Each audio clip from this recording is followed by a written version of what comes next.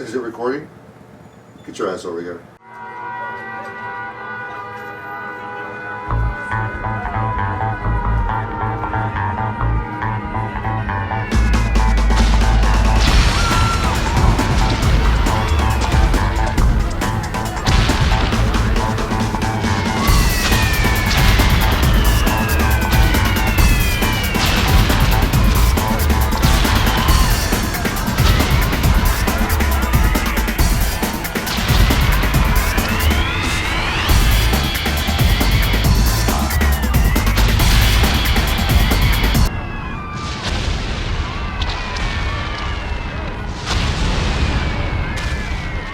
Welcome back to Pop Culture Explosion, Episode 2.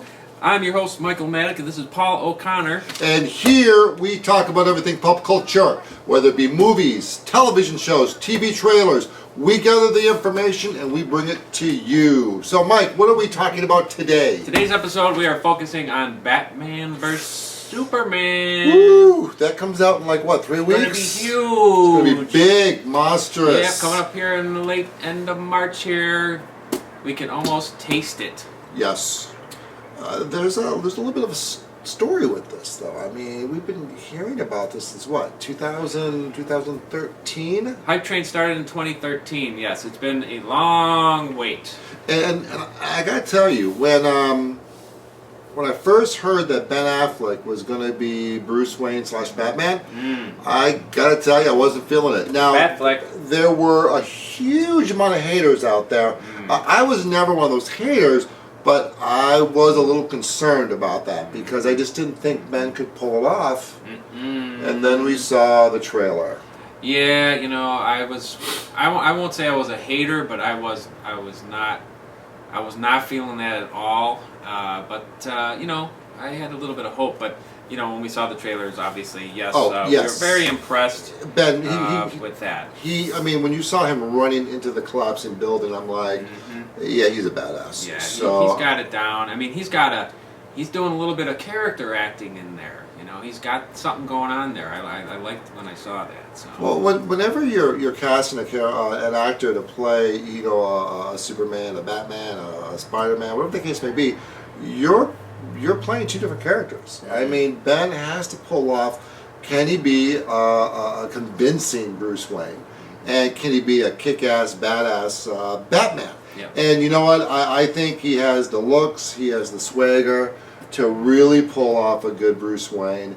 And so far, I've been very pleased with how he's been portraying Superman. I think we're getting that. I think that's what we're getting is a really good character out of him. Now there's a ton riding on this movie. You know, we're going to wind the clocks back a little bit. You know, Marvel was already on movie 13 or 14 or whatever it is, and they've got their schedule out till 2020 or whatever the case. And you know, it's not like DC hasn't tried to get this going. We had the miserable failure of Green Lantern. You know, and now technically their starting point is Man of Steel. And Man of Steel, I gotta tell you, I mean, my dad took me to go see the Christopher Reeve Superman and Superman 2, and I gotta tell you, Christopher Reeves he nailed it. I mean, he played such a dorky Clark Kent that he made Peter Parker look like a cool dude that gets all the chicks. I mean, that's how dorky he was. Right. When I look at this current Superman, I look at Clark Kent, I just see a dude with glasses that is pretty beefed up. I mean, I don't see Clark Kent. Now,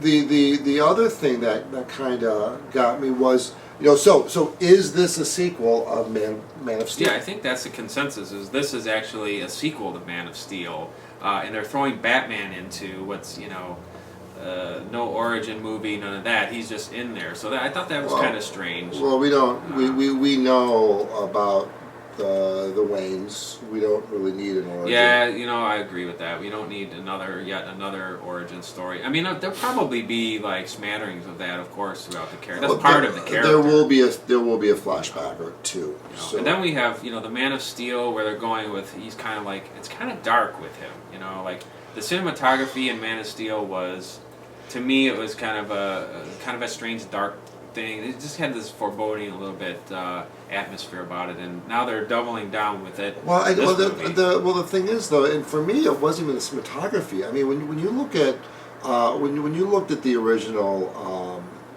Batman movies or the Batman franchise, okay, you have the Adam West, late '60s, early '70s. That was campy, that was dated. Then you have Tim Burton coming along, right, and with Michael Keaton. Now that was very well done. I thought you had a really good mix of that comic book feel and the darkness. Classic. Yeah, and then you have. By the way, that really worked. And then you go fast. Then you go up a bit. Now you have the Christian Bale Batman, which wasn't as dark, but it was more of a realistic darkness and I to think it. that's why it was so successful, because it really merged the reality into the superhero movie. Right. It was relatable. And so I think the creators of Man of Steel are going, well, you know, that darkness kind of worked. Let's kind of emulate that with Superman. And no, that does not translate well. And then you do have the pure. This is known. I mean, the purists are divided on this one. It's just kind of, but the filmmakers are defending this one. So I don't know. Are you excited to see this movie? What's your kind of thought on it? Oh, yeah, of course. I mean, you have Wonder Woman in there. You have Batman. You have Superman, Doomsday, and yes, I'm excited. Yes, I'm going to go see it, but I'm not really feeling Luther in this one. I think initially when they started the hype train, I didn't really care too much because it was so long off. But it wasn't until I saw the trailers that really kind of changed my mind. Now, the first one was good. But the next one that they dropped, it was like they kind of made even a different movie out of it. I mean, so I'm really hyped to see it. I mean, again with Jesse Eisenberg's Luther character, he's kind of playing like this wimpy nerd kind of thing. I don't know if I'm buying that yet. So I'm not a fan of the actor anyway. Yeah, now is this movie too big to fail? And what do you think the concerns are? Well, there's a lot of concern, I think, but I don't know. The studios are not coming out with articles out there that everyone's afraid and is this going to work and all this stuff. And you have all of that, but hey, let the movie stand on its own. If it's a good movie, hey, it'll work. But they are trying to do world building in there. They're trying to throw a bunch of characters in, which I don't mind the throwing a lot of characters in there because that's what comic books are. I was always a fan of multiple characters in there. If they do it right, then great. I mean, but a good movie is a good movie. A bad movie is a bad movie. So, I mean, I don't think it has to do with how many characters are in it and that whole thing. So, too huge to fail, like you said? Well, when I ask about that, are they putting too much into this movie because they're going to be using this as a launching pad for Justice League? Oh, yeah, absolutely. Do you think that could be a distraction for them on making a really good movie because they're not necessarily focusing on this movie, but they're focusing on Wonder Woman, they're focusing on the Justice League. They're focusing on all the other facets that they need to accomplish down the road, and the actual movie may suffer. That's one of the concerns. Yeah, so that was a problem with Spider-Man 2. Oh, huge problem with Spider-Man 2. So Hollywood, some advice, okay? If you're using a particular movie as a vehicle to launch other movies, don't focus on the other movies. Just make a really good movie, and your fans will be happy, and they'll go see it, and they'll make money, and then you can make the other movies. Well, I think Batman and Superman. I mean, it's. Two biggest icons in the DC world. I think that financially, this will make money. But on the other side of it, it remains to be seen whether it's going to be a good movie or not. People are still going to pick it apart, of course. They did that with Force Awakens. Even though that was an excellent movie, people are still going to bitch about it and, try to tear it apart. But, what I've seen so far, I think it's good. But, that's all going to come down to the script and how it works, how they work in the other characters. There's rumors of Aquaman and Cyborg. Maybe we'll see some others. So I don't know. I mean, my final thought is it's going to be a good movie. Yeah. It's going to be fun. It's going to be exciting. And for your guys' benefit, we will be seeing an early release of that movie, and we will quickly, as soon as we can, get a review for it.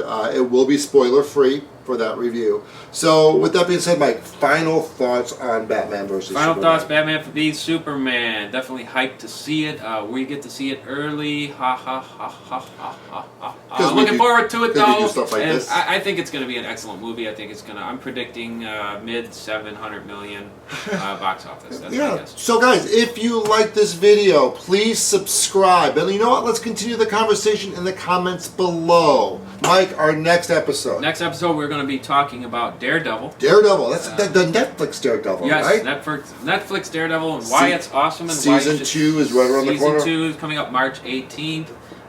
Incidentally, the same day that the Pee-wee's holiday movie's coming out.